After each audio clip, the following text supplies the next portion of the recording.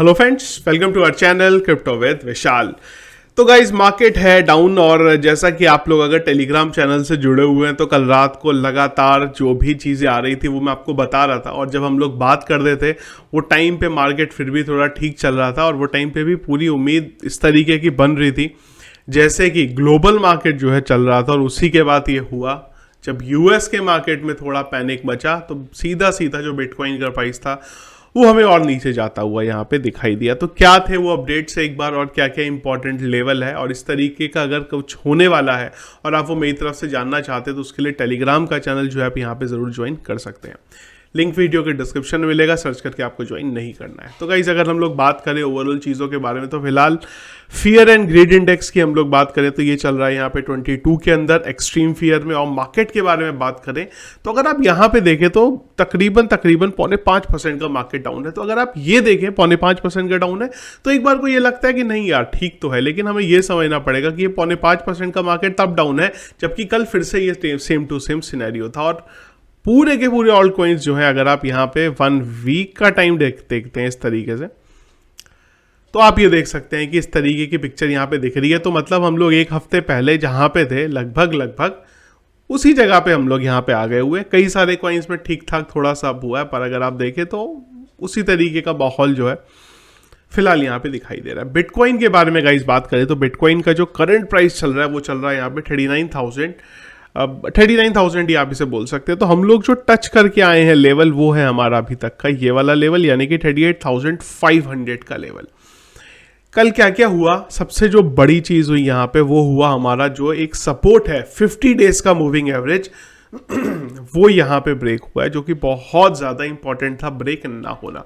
उसके बाद हमारा अगला लेवल था 39,300 का, वो भी हमारा ब्रेक हुआ। अब इंपॉर्टेंट जो लेवल हमारे पास बचता है वो सबसे बड़ा आता है हमारे पास एक तो 38,000, पर ये इतना मजबूत नहीं है फिलहाल जितने दो इंपॉर्टेंट सपोर्ट है। एक है 36,200 का, इसके बाद है हमारे पास 35,400 का, और जो सबसे मजबूत सपोर्ट है वो है फिलहाल 33,000 का। तो कल हुआ ये कि जैसे जैसे स्टॉक मार्केट खुल रहे थे, जिस तरीके से यूरोप का चल रहा था वो मैंने आपको पहले ही बता दिया था। उसके बाद एशिया में भी पैनिक मचा था, सेंसेक्स भी हमारा इन सब चीज़ों की वजह से डाउन था। पर उसके अलावा जब यूएस खुला तो उसमें बहुत ज़्यादा नेगेटिविटी थी, पर जब तक बंद हुआ थोड़ा सा जो है यूएस का मार्केट खुला। सबसे जो इम्पॉर्टेंट चीज़ यहाँ पे हुई है और जिसका पूरे के पूरे तरीके से अगर आप देखोगे बैंड बजा है वो रहा है यूरोप का मार्केट। स्टॉक मार्केट में अगर आप देखेंगे 4% 5% का मार्केट बहुत बड़ा डाउन होता है, 4-5% का।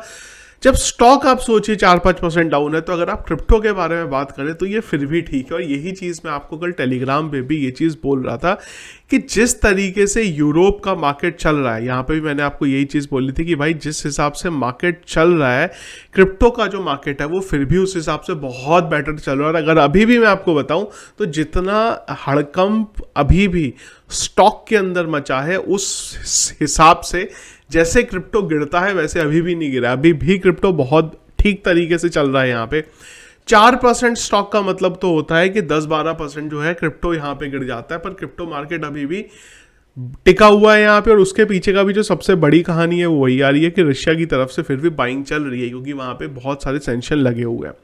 और जो पूरे का पूरा ये पैनिक भी मचा है यहाँ से स्टार्ट बेसिकली हुआ था जब कल हमने कवर की थी एक न्यूज़ न्यूक्लियर वाली, कि रशिया ने यूक्रेन का जो न्यूक्लियर प्लांट है उसके ऊपर उसको कब्जा वहाँ पे तो कर ही लिया था, पर वो था कि वो ब्लास्ट ना हो जाए। पर वो चीज़ वहाँ पे हुई, इसके बाद वो उनके पास आ गया हुआ है, रशिया के पास आ गया हुआ है।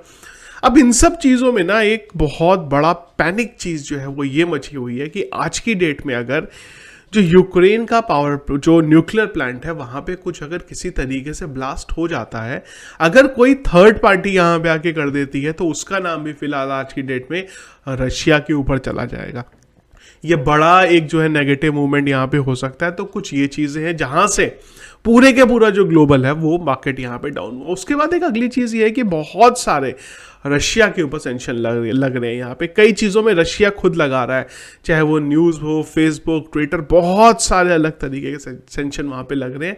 सारी चीज़ों का जो मिला जुला इफेक्ट पड़ा वो पड़ा पूरे का पूरा ग्लोबल इकोनॉमी के ऊपर, और वो चीज़ यहाँ पे डाउन हुई। क्रिप्टो के बारे में अगर हम लोग स्पेशली बात करते हैं तो कल एक और जो है थोड़ा जिसने माहौल पैनिक किया था वो था मेटामास्क का। तो वहाँ से मेटामास्क को बैन को लेके वेनेजुएला में आया, उसने भी एक तरीके से यहाँ पे फट जो था वो थोड़ा क्रिएट किया, मार्केट डाउन गया उस चक्कर में भी, उससे भी कहीं ना कहीं इफेक्ट पड़ा। पर हाँ, बाद में वो चीज़ सॉर्ट हो गई। लेकिन रशिया यूक्रेन का इफेक्ट इतना बड़ा है यहाँ पे इस टाइम पे, और ये अगर आप लोगों को याद होगा तो हम लोगों ने फरवरी में भी एक वीडियो किया था कि 2 अच्छी चीज़ें और 2 खराब चीज़ें। वो टाइम पे भी हम लोगों ने बात करी थी कि 2 खराब चीज़ें ये हैं, एक तो इंटरेस्ट रेट बढ़ने वाला है मार्च में, और रशिया यूक्रेन का अटैक जो है वो है। पर हाँ, इससे कहीं ना कहीं इम्पैक्ट जो है पड़ सकता है, पर जिस हिसाब से पड़ता जा रहा है उस हिसाब से ये कि अगर ये जल्दी नहीं रुका और कुछ बड़ा अपडेट आया, फिलहाल नाटो ने अभी भी यही चीज़ बोली है कि हम इसमें नहीं पड़ेंगे, जैसे चल रहा है हम वहाँ पे नहीं आएंगे। तो अभी तक के लिए ठीक है कि नाटो यहाँ पे नहीं आया, पर अगर वो आ जाता है तो एक अलग डायरेक्शन में जो है पूरे का पूरा ये जो रशिया यूक्रेन की फाइट थी ये एक अलग डायरेक्शन में यहाँ पे चली जाएगी।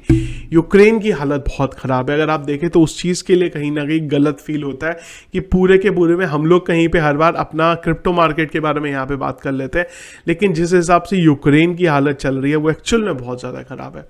रिसेंटली मेरे एक कोई फैमिली में है जो कि यूक्रेन में थी, मेडिकल की पढ़ाई के लिए गई थी, वो वापस आए, उनसे भी बात हुई है तो पता चल रहा है कि कितना ज़्यादा फियर का माहौल है वहाँ पे। लोगों को खाने के लिए नहीं मिल रहा है, चीज़ें बहुत पैनिक है, लोग भाग रहे हैं छुपने के लिए कहीं ना कहीं कि हम बचें किसी तरीके से। तो वो जो माहौल था वो बहुत ज़्यादा वहाँ पर भी पैनिक वो मचा हुआ है। खैर फिलहाल उसका तो हम लोग कुछ नहीं कर सकते, पर ना अगर इम्पॉर्टेंट लेवल की मैं बात करूँ यहाँ पे तो इम्पॉर्टेंट लेवल जो है वो हमारे पास कुछ इस तरीके से हैं। 38,000 पे मैंने जो जैसा कि आपको बोला, इम्पॉर्टेंट हमें देखना है कि फिलहाल ये वाला लेवल हमारा ब्रेक नहीं होना चाहिए, और जो सबसे सबसे सबसे इम्पॉर्टेंट लेवल रहेगा वो रहेगा 33,000 का।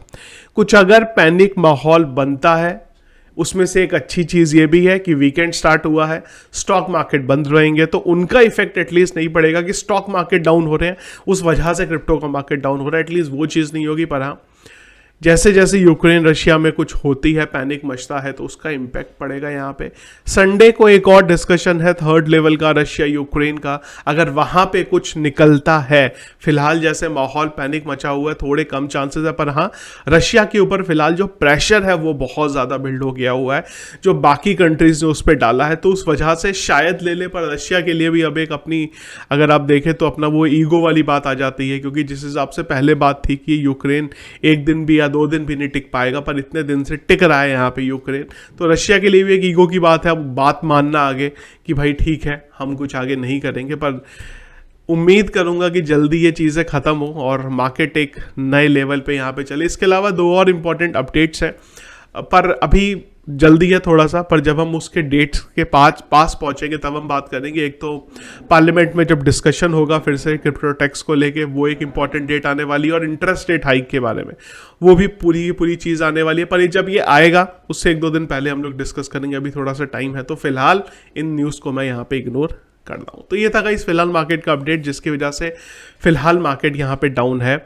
उम्मीद करेंगे कि थोड़ा सा रिकवरी हो और एक अच्छा पुश जो है वो फिलहाल हमें यहाँ पे देखने को मिले। तो वीडियो फ्रेंड्स पसंद आया इसको लाइक और शेयर जरूर करिएगा। चैनल में अगर आप नए हैं, फर्स्ट टाइम मेरा वीडियो देख रहे हैं, जरूर चैनल को सब्सक्राइब कर लीजिएगा। Thank you friends.